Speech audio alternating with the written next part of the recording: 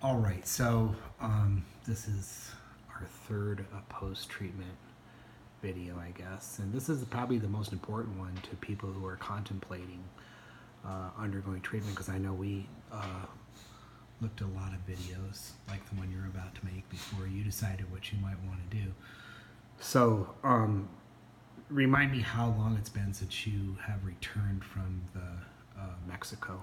It has been 5 weeks today. Okay.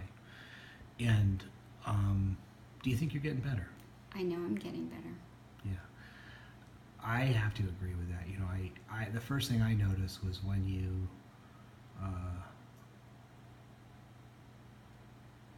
was actually when we took you to the airport to bring you home, that things had obviously changed for you. So tell me about how it used to be for you to get across an airport.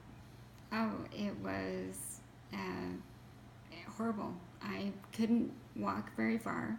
If I had to walk any tiny amount, I would start getting drop foot. And so I'm dragging my foot through and trying to walk, and got to the point where I couldn't do it, and I had to be in a wheelchair. Yeah, so it had gotten really difficult to get across Yes. the airport, and at the very least, you would require a lot of assistance. And as you said, a lot of times we were always trying not to go to the wheelchair if we didn't have to, but it was really had become necessary quite a bit. I noticed when I picked you up that we walked all the way through the Mexico City airport. You had forgotten to put on your drop foot brace, which you normally wear, and you just dragged your bag right across there. It was kind of hot in the airport, which makes everything worse for you, but it didn't seem to bother you. You didn't get drop foot.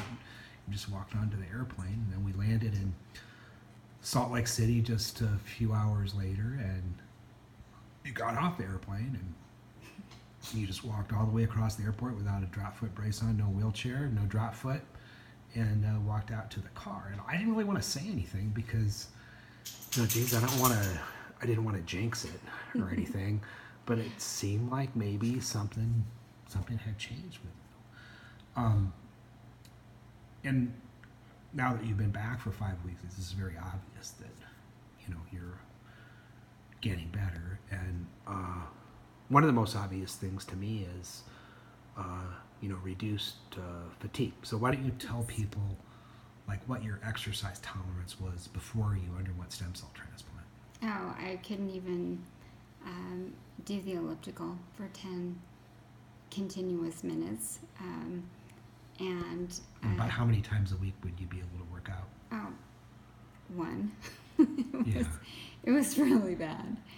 I think it would be unusual for you to be able to work out, 30 minutes in a week. And it wasn't for lack of trying, it just was for lack of energy, it seemed like. And how about now? How And now, today, I did the elliptical for over an hour, and then I did my physical therapy, which I started last week. Those exercises, which take about half an hour to 45 minutes. And after I did all of that, I proceeded to walk up the 2 flights of stairs from my basement, carrying some very heavy bags. And the biggest thing, well, I guess the first thing was that I could actually carry something up the stairs to begin with. But the huge thing was that I walked up the middle of the stairs.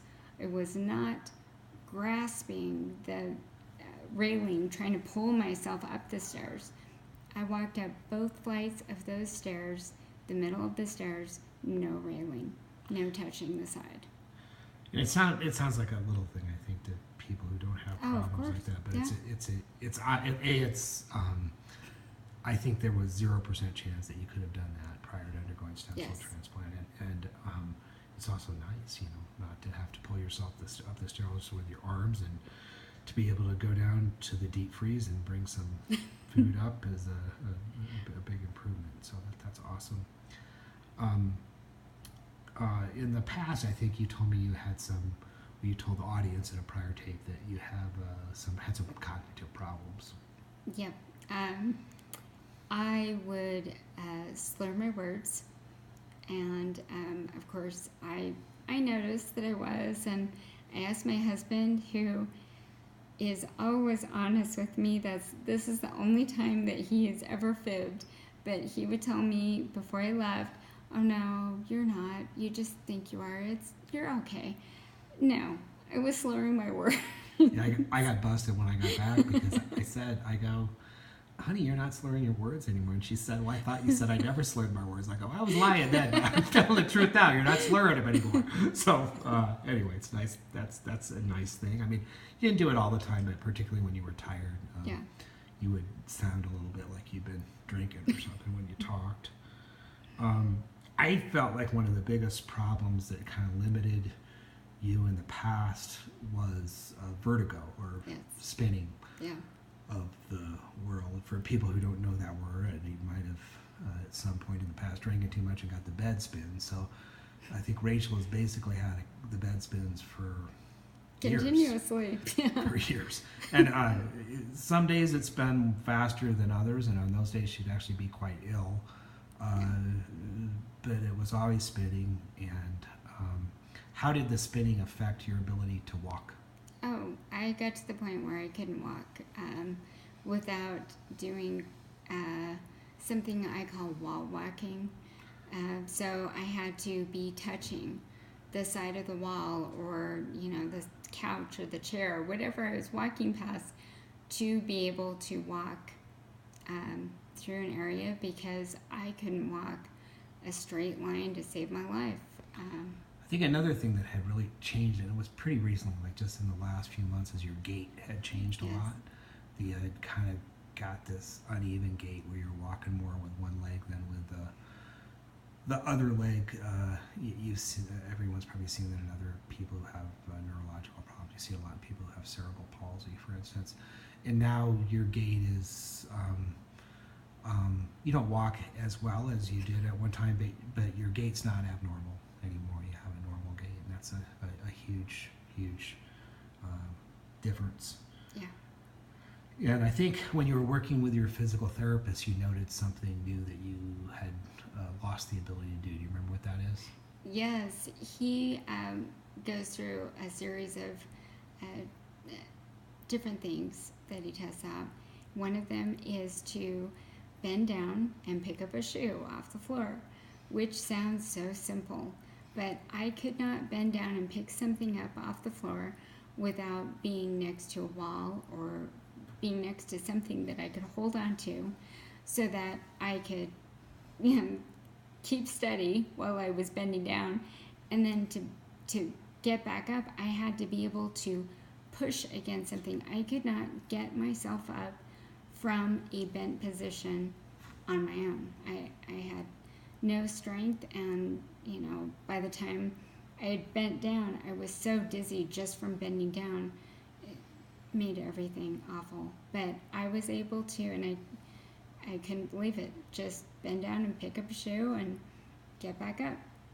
So at this point, I guess like when we were walking through the airport, I was kind of thinking maybe you're getting better.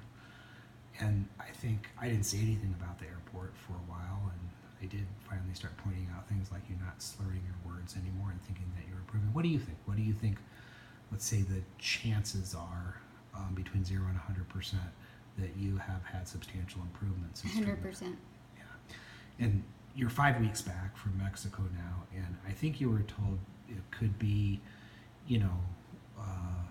a year or two, 50 to 100 weeks of to reach your maximum improvement out there. So there's reason to have hope that things could even get better. You almost feel greedy, hoping for more than what we've already got. But I remember a day, I don't know, maybe 5 years ago, when we went walking in the woods, and on that day we discovered that you can't walk in the woods anymore. That when the ground's uneven and it has a steep slope to it in some locations, that it's just impossible for you. And it was very emotional because you realized at that point that you're not hiking in the woods anymore, and that's something we had liked to do a lot in the past. And we haven't tried it, but I'm guessing you couldn't go hiking in the woods today. But what do you think the chances are that you might be able to go hiking in the woods? I know I'm going to be able to. Yeah.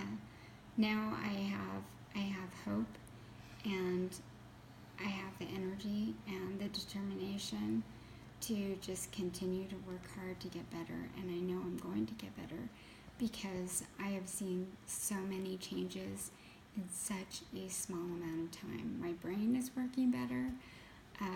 Everything is clicking better.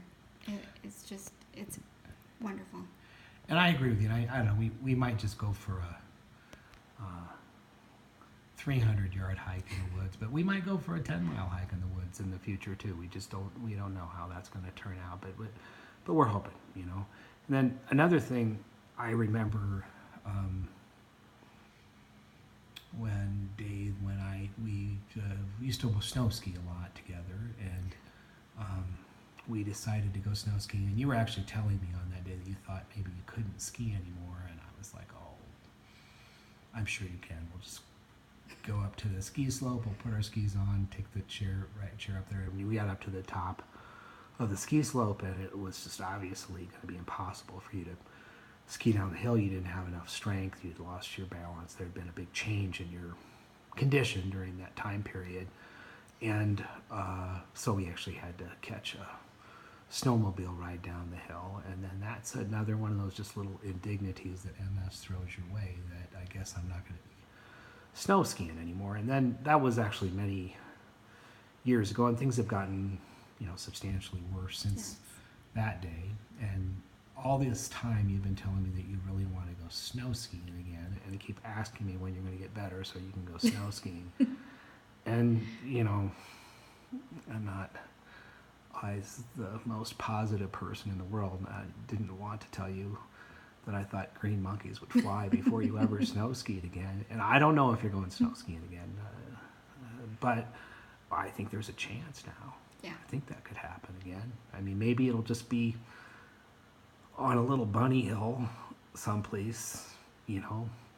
Maybe we'll ski the greens. Maybe we'll get back on the blues. Maybe even the blacks someday. We'll have to see how all of that works out. Just age might keep us off the blacks, even with a full recovery. But we'll see what happens. I know I've been thinking I got to get. I guess I've always tried not to have too many hobbies that I couldn't do with my wife. I've always kept up my biking, but I didn't kind of quit snow skiing and doing a lot of things because I couldn't do them with her. But I'm thinking with her working out an hour and a half a day, I gotta get down there and get on the treadmill. I don't want her passing me out, that's for sure.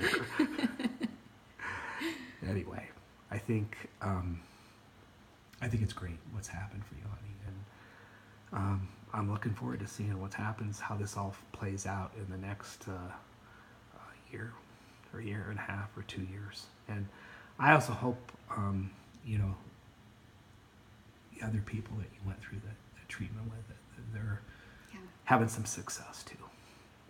And I will tell everyone, if you are lucky enough to be able to get the chance to do a stem cell treatment, do it. It's not the right thing for everybody. You have to have it has some risk associated with it, and you know, for some people, probably just taking the medicine is going to be the right thing to do. But if you find yourself a person who's continuing to progress and the medicine isn't working for you, that it's probably something that you should look into. Yes.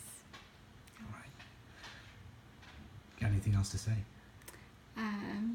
Thank you so much, because my husband is the most wonderful man in the world, and he has been so supportive and so loving, and I really wasn't asking for a plug. I know that, but that is really how I feel.